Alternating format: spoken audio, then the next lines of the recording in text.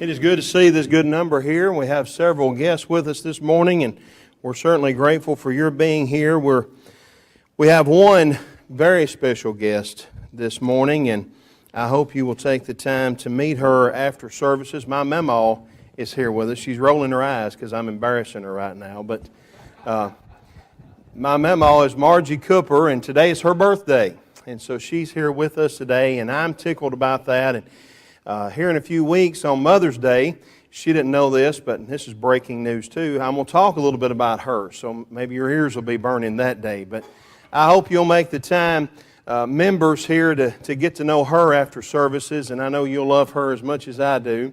And if you're visiting with us today, we hope that you will stay around after services and let us get to know you. We're grateful that you've chosen to be with us, and hope that you'll come back and be with us anytime that you can. I'm excited that tonight, as we meet together, Adam Currents, our youth minister, who just led us in singing so well, is going to be speaking this evening and talking about the recent mission trip to Honduras. And so we're excited to hear about the good work that they did there, and hope you'll be back tonight for that. This morning we're going to be turning our Bibles to the book of Ecclesiastes, if you would.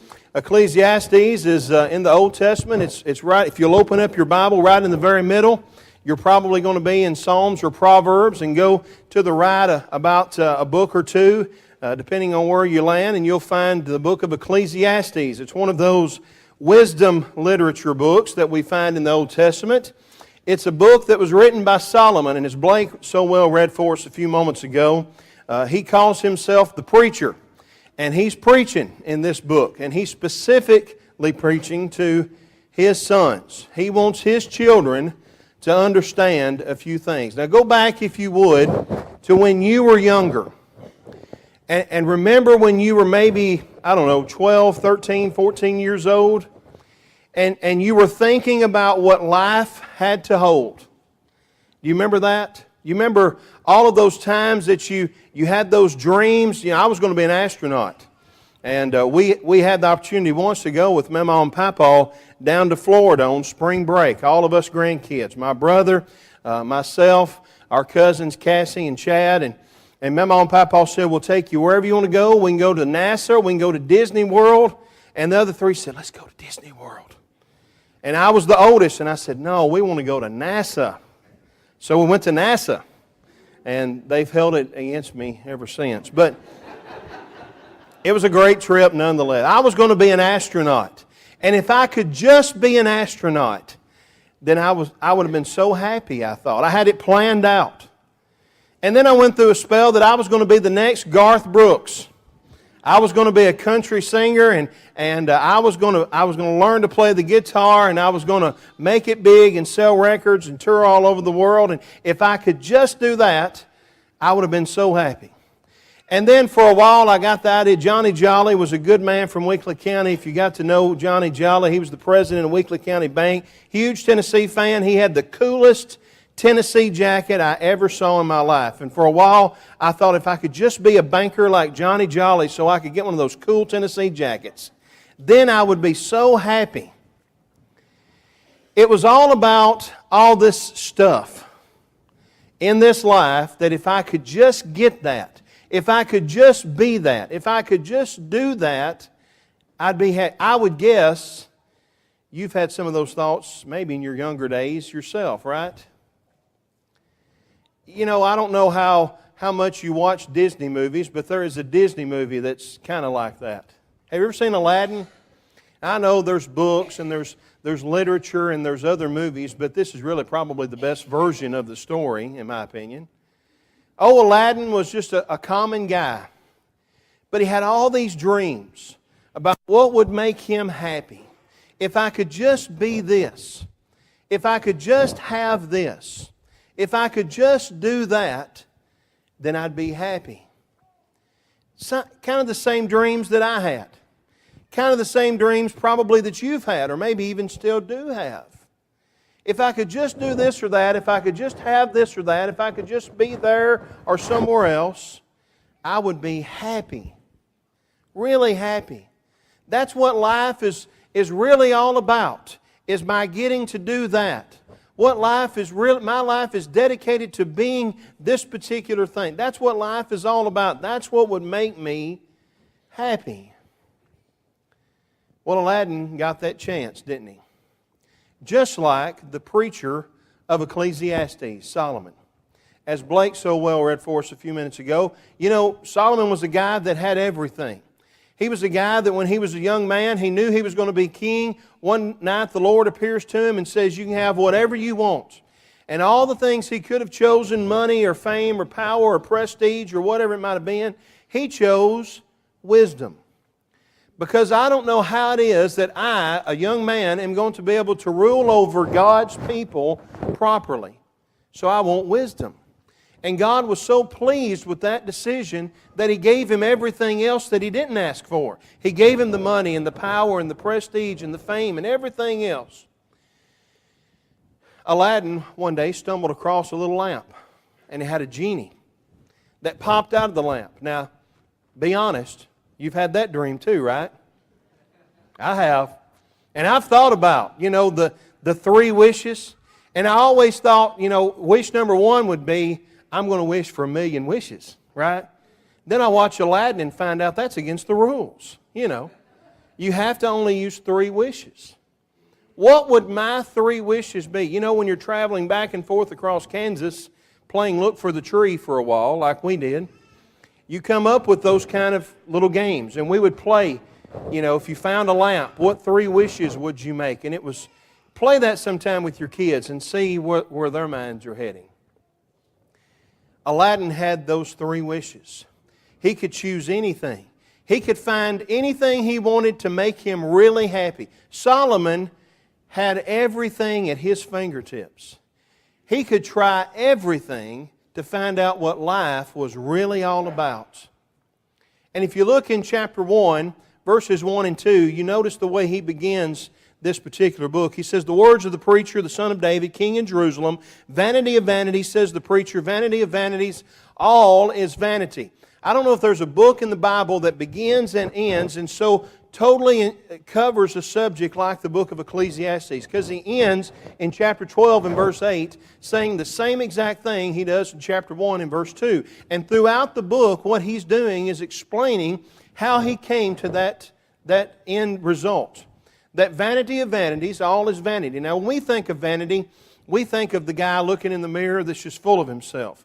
The word here, vanity, means something a little bit different. In the bulletin, the article on the front page tells you a little bit more technical terms about the word and what it really meant. It was a word that meant, nothing. It was empty. It was wind. It was breath. It was nothing that you could grab hold to. Go out this afternoon outside the building and reach up and get the biggest handful of wind that you can.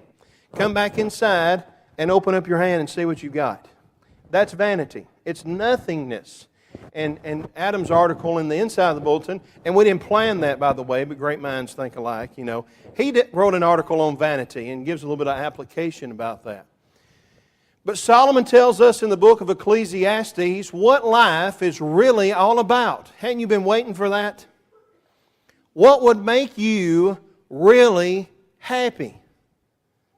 That's why the book of Ecclesiastes is such a cool book to study, and it's so rich and so applicable to us today, is because we're still looking for what would make us really happy. We're still looking for what life is all about. We've got, 7 of our young people about to graduate from high school, and they're going to start down that road to try to figure out what is life all about? What's going to make me really happy? Solomon can tell you in the book of Ecclesiastes. And we're going to look this morning at how we can find meaning in life, how we can find what it is that will make us really happy, just like Solomon did, just like Aladdin and Genie did as they traveled down that path together. There's a lot of things that we try to find happiness is. And if you're filling out your outline in the bulletin, you'll notice that's the first segment that we're going to talk about, looking at the book of Ecclesiastes and seeing some of these things that we try to find meaning in life about. Things that we try to go to make us really happy. First of all, we look at pleasures.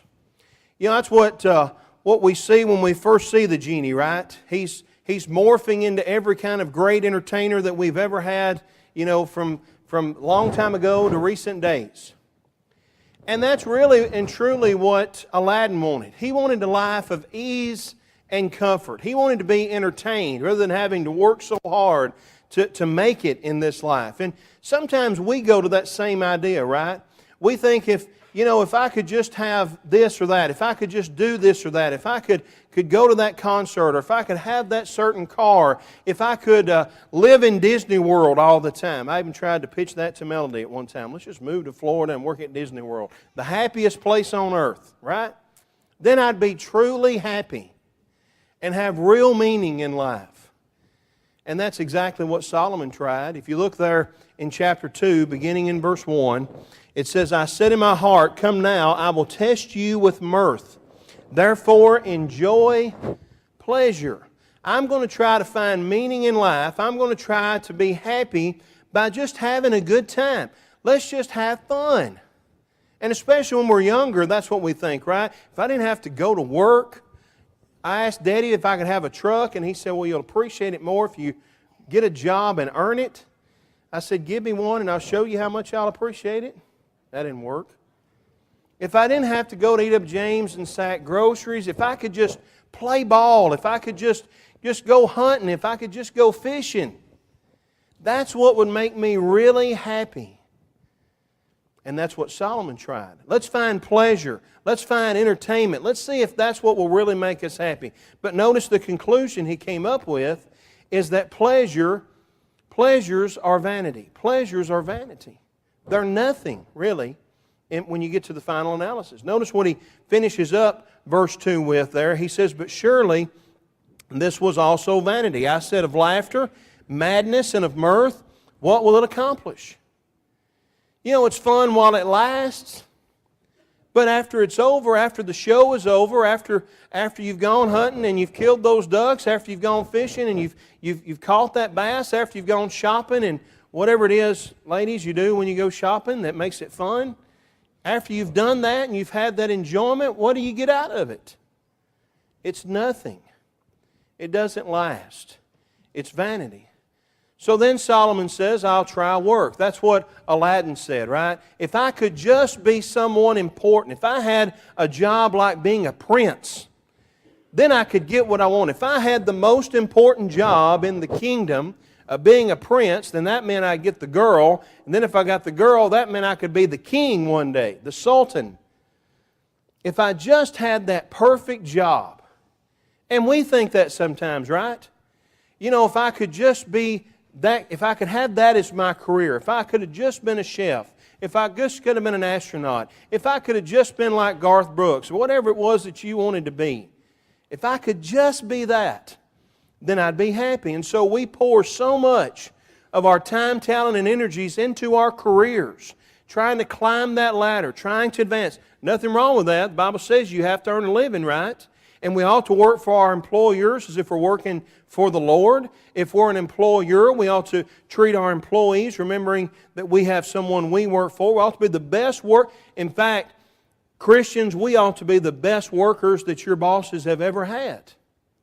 But are we trying to get all of our satisfaction and fulfillment out of that?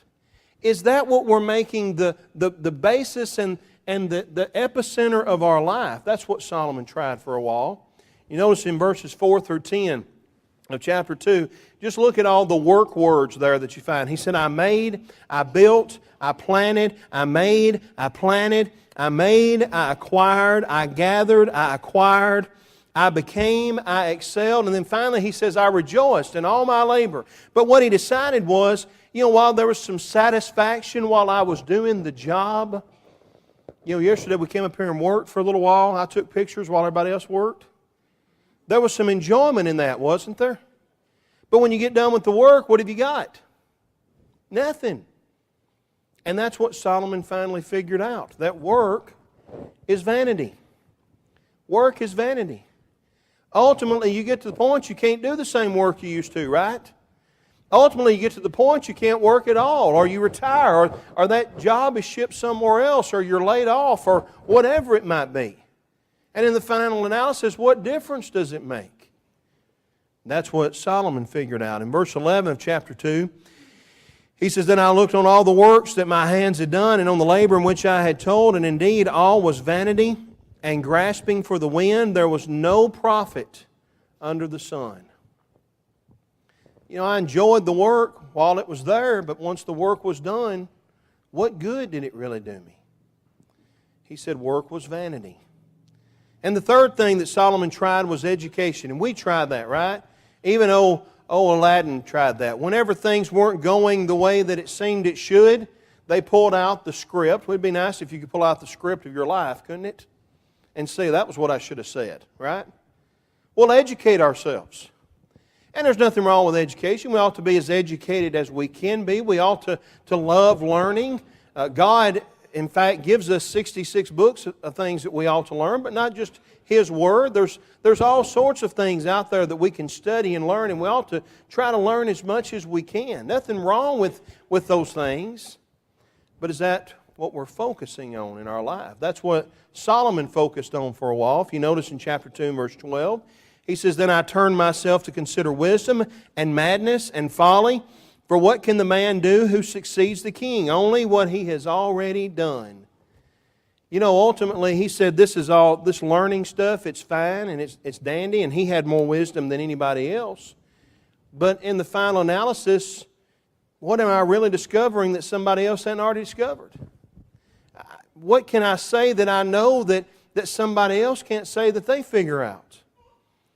And sometimes we get so caught up in chasing after those degrees or trying to become the smartest guy in the class. One of the things that we used to talk about with our students at Bear Valley was that, you know, no one's going to, when you come in to try out for a position, when you're trying to get to be the preacher at the First Street Church of Christ in Walla Walla, Washington or whatever, they're not going to say, now what was your final grade in homiletics 2? And you're saying, what's homiletics? Right? You don't care about that. Are you a man of God? That's what matters. And whatever field that it might be, we can educate ourselves. And again, nothing wrong with that. But if that's what our focus of our life is all about, what does it end up with? Well, Solomon concluded that education, human wisdom, was vanity. Education is vanity, he said. Notice in verse 15, he says, so I said in my heart, as it happens to the fool, it also happens to me. And why was I then more wise? Then I said to my heart, this is also vanity. It doesn't matter. You know, when he gets right down to it, I get to the point that I can't remember all the things I've learned anyway. So what good has it done me? It's vanity. And so then Solomon tried something else. He tried riches. That was something that Aladdin tried. It's something that we try. Aladdin said, you know, if I could just be rich, I could buy my happiness. And that's what we kind of think sometimes, right? If I just had more money. You know, I'm making a pretty good living now, but if I could just get that promotion, if I could just make this, if I could just win that lottery, if I could just win that $1 million sweepstakes, if Ed McMahon would just knock at my door one time, right? How great would that be? If I could win the clearinghouse, if I had more money than anybody, then I would be rich and I would be happy. And my life would be so full and complete of all the things that I want. Solomon tried that as well. If you turn over a few pages to chapter 5, beginning in verse 9 of Ecclesiastes chapter 5, he says, moreover, the profit of the land is for all. Even the king is served from the field. He who loves silver will not be satisfied with silver, nor he who loves abundance with increase. There's more stuff to get always. And Solomon was the richest man that ever lived. And you can go through and you can study how large his household was and how much that it took. You think your grocery bill is high. Go back and look sometime at how much it took to feed Solomon's household for one day. That's how much stuff he had. So much stuff he didn't know what to do with it all. Money and jewels and gold, and people would come from all over because of his power, because of his riches, and they would pay tribute to him and give him more money and more riches and more stuff. And the more stuff that Solomon got, the more he realized you're never satisfied. You know, if I could just make that much, and it's never enough, is it? I can remember the summer at E.W. James when we moved from the old E.W. James to the new E.W. James, and I got to work a lot of overtime, and I remember the first check that I ever brought home, $200. I was rich. My truck payment for my '84 Nissan was $79. I went to the bank and made 2 payments that month, and I had extra money left over for gas. I felt like one of the Rockefellers walking out of People's Bank. But now, can you imagine a family of 5 on $200 a week? There's those that do it. But man, I wouldn't think I was rich, would I? See, the more we make, the more we want. And that's what Solomon figured out. What he ultimately figures out is that riches are vanity. Again, nothing wrong in and of itself with being rich. If you're rich, that's fine. But if money, if stuff, if having and acquiring is all you're focused on, what good is life going to ever be? Notice what Solomon said in the second part of chapter 5 and verse 10 there. He says, "This also is vanity. When goods increase, they increase who eat them. So what profit have the owners except to see them with their eyes?" What Solomon says in that verse is something that you've probably heard all your life. The more you make, the more they take, right? Solomon figured that out a long time ago, didn't he? The more you make, the more you're going to have to spend, the more it's going to be taken away from you. So riches, he says, are vanity. You never really have enough. So then he tries something else. Solomon tries a long life. You know, if I could just live a long time, if I could just be healthy, if I could be strong, if I didn't have any health problems, you know, he's beginning to realize there's some things more important than stuff. If I could just be healthy. And Aladdin thought that too. You know, I'm going to be the strongest man. I'm going to have what I need, and so I'm going to be the guy. You know, and he's lifting things, and he's showing his power and his strength, and it's all about his physical health. Solomon thought that as well. Notice what he says in chapter 6, the first part of verse 3. He says, "If a man begets 100 children and lives many years, so that the days of his years are many, but his soul is not satisfied with goodness, or indeed he has no burial." Jump down to verse 6. "Even if he lives 1,000 years twice, but has not seen goodness." So Solomon's saying, you know, you can have lots of kids, you can live a lot of years, you can live where you don't have live 1,000 years twice, but don't have goodness. See, nothing wrong with being strong, trying to be fit, living a long life. Nothing wrong with that. But if that's the focus and not goodness, what good does it do you? Aladdin figured out it didn't matter how strong he was. What mattered was something different than those things. And Solomon came to the conclusion that a long life was vanity. Notice again in verse 3, the second part of that verse, he said, "I say that a stillborn child is better than he, the one who has lots of kids, who lives till he has no burial." A stillborn child is better than he. Someone who had no length of life. Notice the second half of verse 6. He says, "Do not all go to one place?" You know, no matter if you live 10 years, 20 years, 100 years, or 900 years. Guess where we all end up? The same place.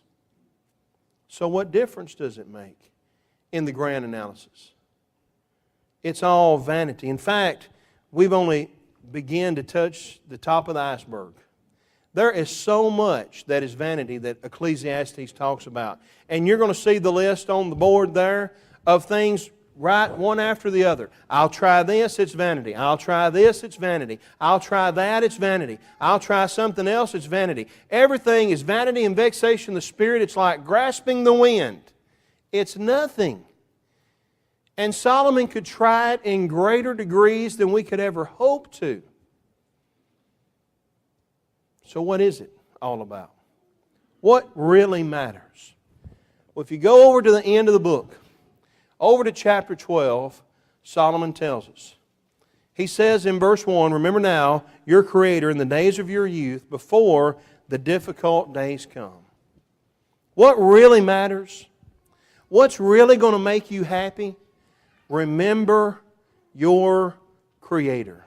Remember God. That's what really matters. That's really the only thing that's going to make you happy. Why? Because that's the way you were created. See, he's going to go through in chapter 12 and he's going to talk about all these things. All these things that's going to happen to your physical body. For example, the grinders are going to cease. Those teeth are going to fall out, right? The strong men become weak. That's these legs that are holding you up. They're going to become weak. The windows become dim. Some of you's windows have become dim, and so you got a double pane on right now, don't you? You're going to wear out.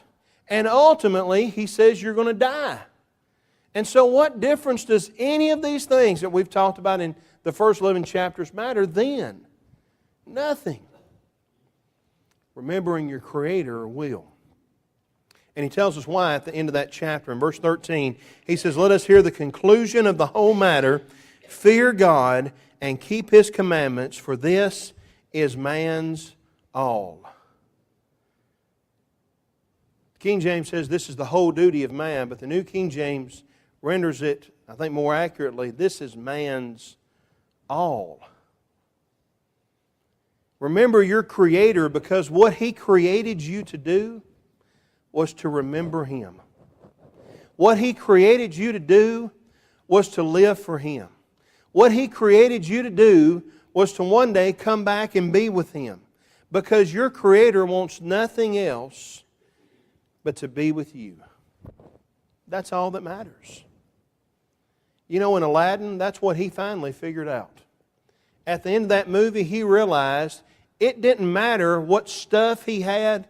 What really mattered was the relationship he built with the one who gave him the stuff. And that's why his final wish was for him, for Genie. Solomon figured that out at the end of his life. When he was an old man, burdened with the sorrow and the taxation of year after year of going through life looking at the wrong things, living for the wrong things, having the wrong priorities in life. At the end of it all, he says to his sons, understand that you need to remember your Creator and live for Him, because that's all that really matters. That was the same thing, by the way, that his father told him on his deathbed. Did you realize that? But Solomon had to go through it for himself. And he tells his son, remember your Creator and serve Him, because that's all that matters in life. And guess what his son did? You think my daddy was hard on you, I'm going to be way harder on you. He forgot. And you know, the Bible is full of people that didn't listen to the wisdom of Solomon and tried to figure out their own path. And you know what they always come up with at the end? All that matters is serving the Lord. Be wise. Understand that life is about serving Him. Understand that there's nothing wrong with living a long life. There's nothing wrong with having riches. There's nothing wrong with having that perfect career. There's nothing wrong with having goals and setting them. But what's your ultimate goal? That's what really matters. You know, we're fixing to sing this invitation song. And it says, there's not a friend like the lowly Jesus. Right? You can accomplish anything that you want to in this life, but none of it matters like having Jesus as your friend. If you believe that He's God's Son, the one unique Son of a God that came to this earth and died on a cross to pay a penalty that you couldn't pay for yourself. If you want to live for Him, which is what you were created to do, then right now confess your faith before this number. Choose to have Him as Lord of your life. Be immersed in water so that you can have your sins washed away. You can be in Christ where all blessings are found. Begin that walk with the God who created you, with the God who loves you, with the God who wants you to live with Him forever. Maybe you've done that, but as a child of God, you've gotten sidetracked, like Solomon did, like David did. Now you realize it's time to come home. Ask for forgiveness for those sins that you're repenting of, beginning to walk in the light once again. The invitation of God is open at all times. We're going to sing this song of encouragement right now, hoping that right now is when you'll come, while we stand and while we